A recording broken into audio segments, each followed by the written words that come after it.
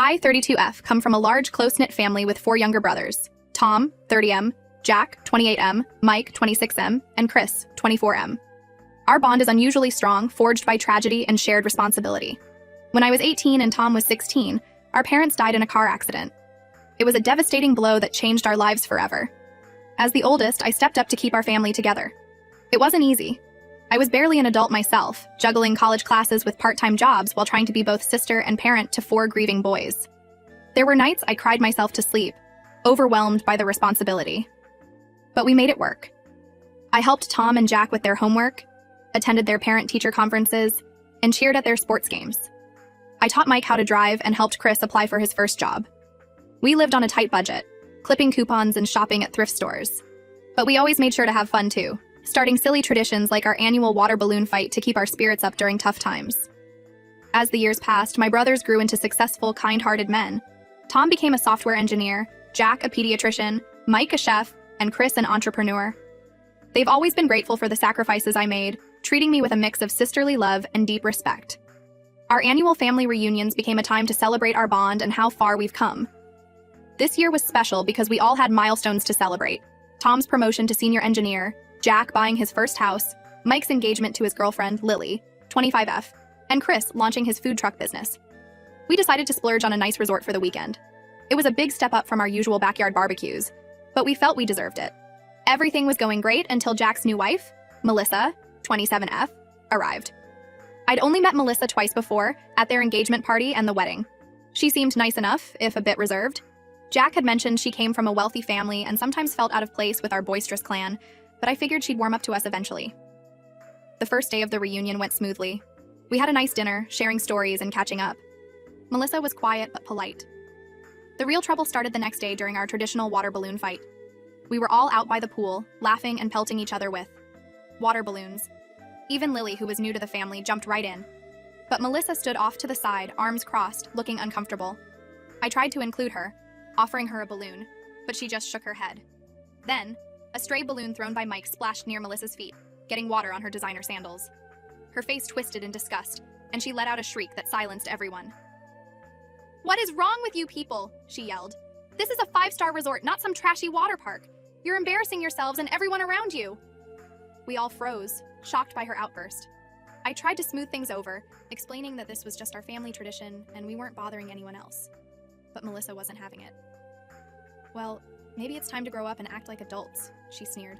"This isn't some trailer park barbecue. God, I can't believe I married into this family of overgrown children." That's when things got ugly. My brothers and their partners all jumped to defend our family honor. Lily, usually sweet and soft-spoken, threw her drink in Melissa's face, yelling, "You want trashy? I'll show you trashy." It devolved into a full-on screaming match. Melissa hurled insults about our upbringing, calling us backwoods hicks, and saying she should have known better than to marry someone from the wrong side of the tracks. We fired back, with Chris yelling about how money can't buy class, and Mike defending our family's resilience in the face of tragedy. Security ended up escorting us all out of the resort. In the parking lot, Jack finally snapped. He told Melissa he couldn't believe she'd disrespect his family like that, especially knowing what we'd been through. They had a huge fight right there, which ended with Jack telling Melissa to find her own way home because he was done. I thought that would be the end of it. A nasty fight, yes, but something we could move past. I was wrong. Melissa, it turns out, comes from a wealthy, well-connected family, and she's been on a mission to ruin us ever since the reunion incident. She's been sending emails to my workplace, trying to get me fired by claiming I physically assaulted her at the reunion. She's left dozens of fake negative reviews for Chris's food truck, tanking his ratings on Yelp and Google.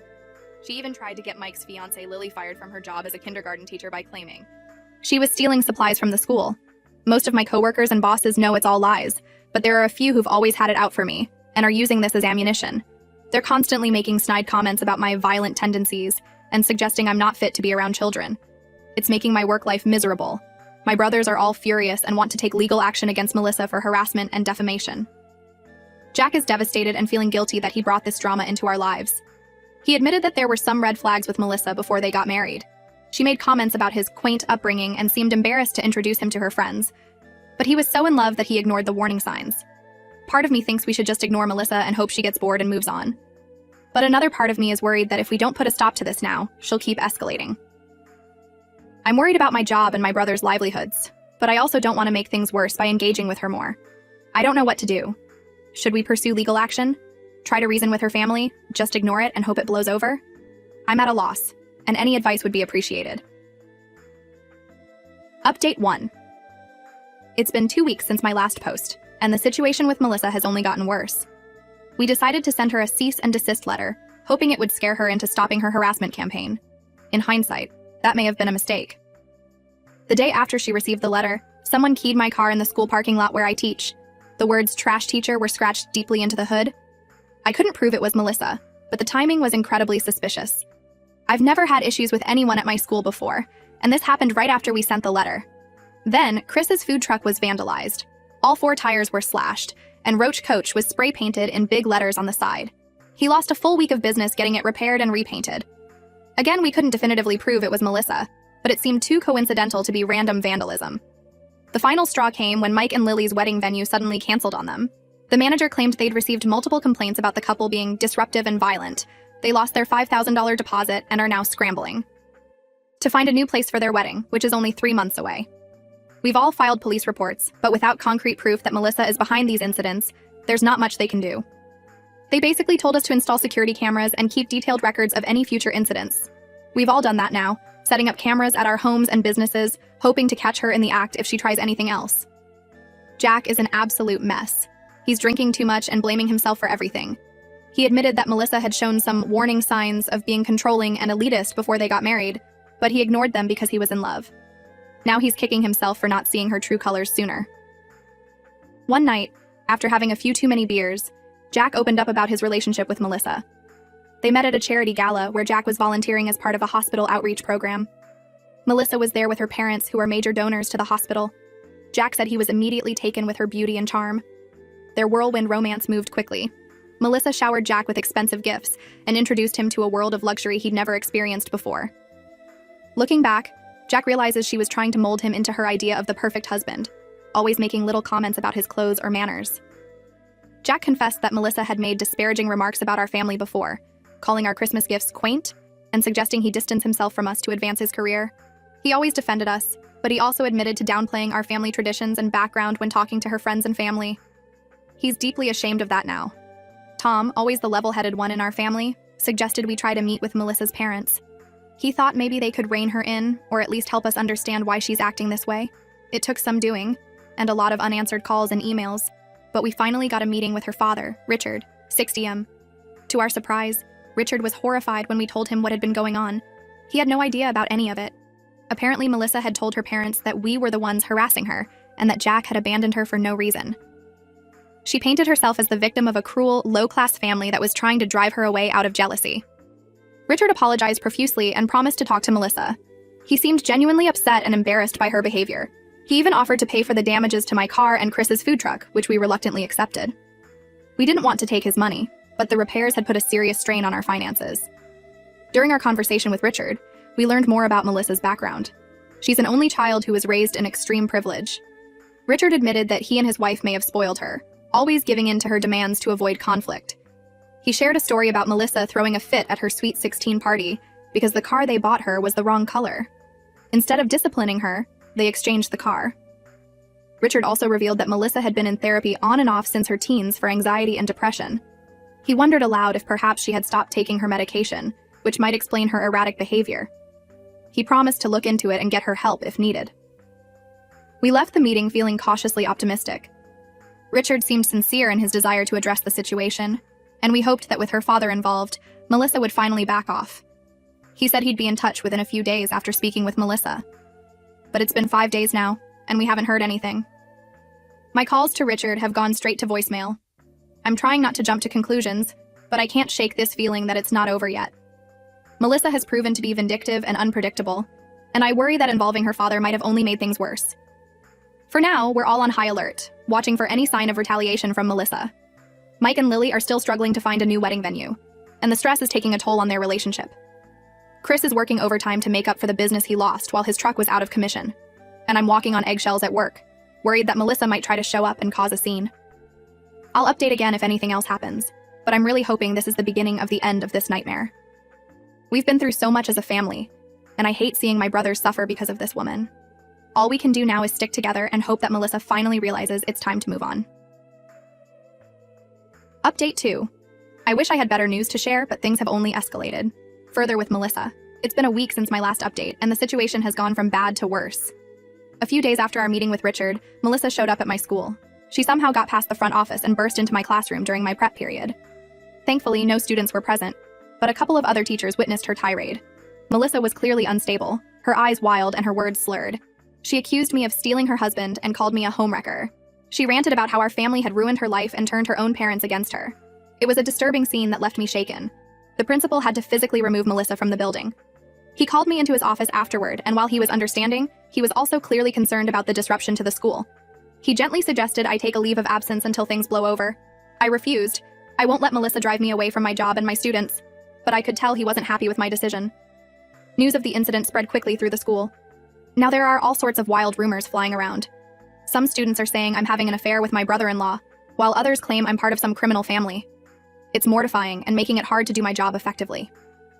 Then, last night, things came to a head. We were all at Tom's house for our weekly family dinner, a tradition we started after our parents died to make sure we always stayed connected. We were just finishing up dessert when we heard a commotion outside. We rushed out to find Melissa in Tom's driveway, clearly intoxicated, trying to pour lighter fluid on Jack's car. Yes, you read that right. She was screaming incoherently about making us pay and burning away the stain on her family's reputation. Thankfully, in her inebriated state, she couldn't get the childproof cap off the lighter fluid bottle. But she was growing increasingly agitated, slamming the bottle against the car and leaving dents in the hood. We called the police immediately. While we waited for them to arrive, we tried to calm Melissa down, but she was beyond reason. She alternated between sobbing about how we'd ruined her life and threatening to expose all our secrets and make us pay. When the police arrived, they arrested Melissa for attempted arson, public intoxication, and vandalism.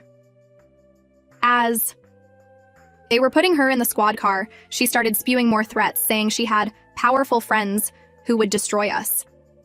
Jack is beside himself with guilt and shame. He's talking about moving to another state to get away from all this drama.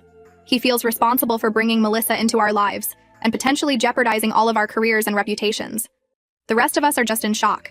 We never imagined things would escalate to this level. What started as a petty argument at a family reunion has turned into a nightmare that's affecting every aspect of our lives. Richard called me this morning. He was livid. Not at us, but at Melissa and himself. He apologized profusely for not taking our concerns more seriously and for failing to rein Melissa in. He said he's cut her off financially and is insisting she get intensive psychiatric help. He also offered to cover any legal fees if we want to pursue charges or a restraining order against Melissa. We're meeting with a lawyer tomorrow to discuss our options. I'm exhausted and stressed, but also relieved that we finally have some concrete evidence of Melissa's behavior. Her arrest is on record now, which should help if we need to take legal action to protect ourselves. I'll update one last time after we meet with the lawyer and figure out our next steps. Right now, I'm just trying to hold it together for my brothers and focus on getting through each day.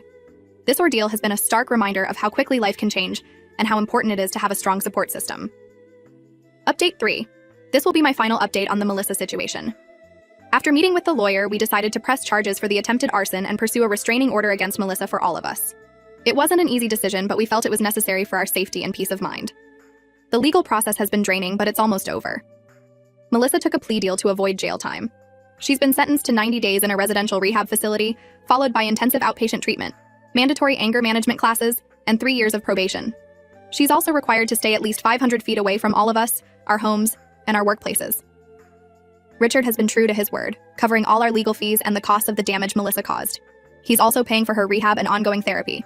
In our last conversation, he expressed deep remorse for not recognizing his daughter's issues sooner and enabling her behavior over the years. He shared that Melissa has been diagnosed with borderline personality disorder and had stopped taking her medication months ago, which likely contributed to her erratic behavior. Jack is doing better, though he's still struggling with guilt and self-doubt. He's started therapy to work through his feelings about the marriage and divorce. He's talking about taking a sabbatical from work to travel and clear his head, which I think would be good for him. The whole experience has made him reevaluate his life choices and priorities. As for the rest of us, we're slowly getting back to normal. My principal has been supportive since Melissa's arrest made it clear that I was the victim, not the instigator. The rumors at school have mostly died down, though I still get the occasional odd look from a student or parent. Chris's food truck business is picking up again. The publicity from Melissa's arrest actually brought him some sympathetic customers, and his Yelp rating has recovered. Mike and Lily found a new venue for their wedding. It's smaller than their original choice, but they say it feels more them anyway. They're focusing on celebrating their love rather than putting on a big show. Tom has been our rock through all of this. He's taken over a lot of the legal and logistical details, allowing the rest of us to focus on healing and moving forward. I don't know what we'd do without his level head and organizational skills. We've all agreed to be more cautious about who we let into our tight-knit family circle in the future. But we're also determined not to let this experience make us bitter or mistrustful. Our bond as siblings has only grown stronger through all of this. The whole ordeal has made us appreciate our family traditions even more. We had our annual water balloon fight last weekend, in Tom's backyard this time, not at a fancy resort. As we laughed and dodged water balloons, I felt a sense of peace I hadn't experienced in months. We've been through so much together, and we always come out stronger on the other side. I've learned a lot from this experience, about the importance of trusting my instincts, about setting boundaries, and about the power of family support. It's been a tough road, but I'm proud of how we've handled it.